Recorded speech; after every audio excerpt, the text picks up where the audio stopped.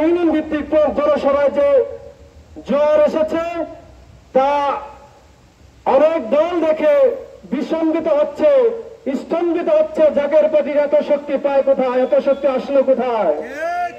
কিন্তু আমি বলে যেতে চাই, জাকের পার্টির সামনে আছে আল্লাহ এবং আল্লাহ রাসূল। সেই জন্য সে আল্লাহর শক্তির উপর কোন শক্তি নাই। যেই শক্তিতে জাকের পার্টি অটল থাকে, যেই শক্তিতে জাকের পার্টি তার পবিত্র গতিতে তারা সুষ্ঠু ধারায় চলমান আছে এবং থাকবে। অনেকেই জাকের পার্টি নিয়ে ষড়যন্ত্র করছে, জাকের পার্টি নাকি কোন দলের লেজুর হয়ে কাজ করছে। কিন্তু আমি তাদেরকে বলতে চাই, আপনারা ফেসবুক মিডিয়া কি দেখেন? আপনারা শরিক দলের যে লিস্ট আপনারা কি দেখেন? আপনারা কোন লিস্টে আমাদের নাম দেখাইতে পারছেন? আদৌ পারছেন না এবং ভবিষ্যতেও পারবেন না। জাকের পার্টির চেয়ারম্যান মোস্তফা আলী ফজল বড় বড় সমাবেশে বলেছে, আমি 36 দলেও নাই, আমি 14 দলেও নাই।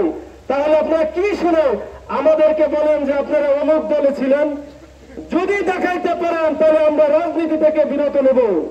কিন্তু জাকের পার্টি একটা ঐক্যবদ্ধ শক্তি এবং নিজস্ব শক্তিতে তারা প্রতিটা নির্বাচনে অংশগ্রহণ করে এবং বর্তমানে যে নির্বাচন আসছে 2026 সালে, এই 26 সালে নির্বাচনে জাকের পার্টি প্রতিদ্বন্দ্বিতা করবে। জাকের পার্টির চেয়ারম্যান মোস্তফা আলী ফজলের নেতৃত্বে 300 আসন চূড়ান্ত করা হয়েছে। যদি সুষ্ঠু ধারা নির্বাচন হয়, জাকের পার্টি 300 আসনে প্রতিদ্বন্দ্বিতা করবে। জাকের পার্টি কোন শক্তিকে ভয় করে না, জাকের পার্টি কোন দলকে ভয় করে না।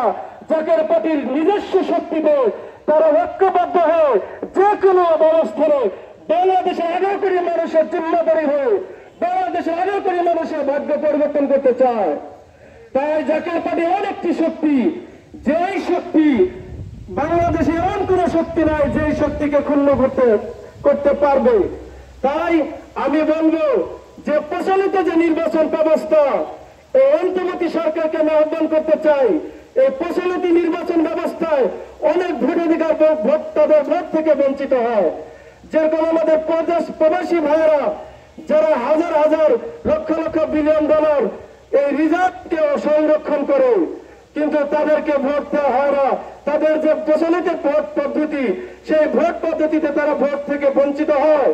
জাকের পার্টি যে প্রস্তাবনা করেছে সেটা হচ্ছে ই-ভোটিং সিস্টেম। আর এই ই-ভোটিং সিস্টেম যদি কার্যকর করা হয়, বাংলাদেশ যে প্রবাসী ভাইয়ের আছে পৃথিবীর যে প্রান্তে থাকুক না কেন, তারা তাদের এই ভোটাধিকার প্রয়োগ করতে পারবে। এমনও সিস্টেম, এমন একটি সিস্টেম যে পদ্ধতিতে সারা বাংলাদেশে প্রত্যেকটা জেলায় দূর দূরান্ত অবস্থান থেকে আমাদের ভোটার ভাইয়েরা থাকে। প্রচলিত সিস্টেমে তারা দূর দূরান্ত থেকে আসতে পারে না। যদি ই-ভোটিং সিস্টেম কার্যকর করা হয়, তারা বাংলাদেশের যে প্রান্তে থাকুক না কেন তাদের এই ভোটাধিকার প্রয়োগ করতে পারবে। তাই আমি আহ্বান করব বর্তমান নির্বাচন কমিশনারকে, বাংলাদেশের জাতীয় এই জাকের পার্টি যে প্রস্তাবনা করেছে, যদি সুষ্ঠু ধারা নির্বাচন করতে চান তাহলে এই ভোট পদ্ধতি অর্থাৎ ই-ভোটিং সিস্টেম কার্যকর করতে হবে। তাই আমরা আহ্বান জানাই এবং এটার আহ্বান করে আমি সবাইকে বলতে চাই যে আমাদের যে জাকের পার্টি ছাত্র ফ্রন্ট, আমরা সারা বাংলাদেশে জাকের পার্টি ছাত্র ঐক্যবদ্ধ। 1972 সালে, 1969 সালে, 1962 সালে এই ছাত্র সমাজ আন্দোলন করেছে বিধায় আজকে আমরা স্বাধীনতার সুখ, আমরা স্বাধীনতা পেয়েছি। কিন্তু স্বাধীনতার সুখ এখন আমরা পাইনি।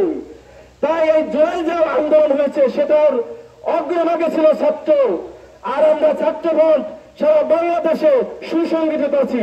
যদি সামনে কোন এই 18 কোটি মানুষের স্বার্থ সংরক্ষণ করার জন্য যদি কোনো বিপ্লব ঘটাতে হয়, তাহলে বাংলাদেশে জাকের পার্টি ঐক্যবদ্ধ আছে এবং প্রস্তুত আছে।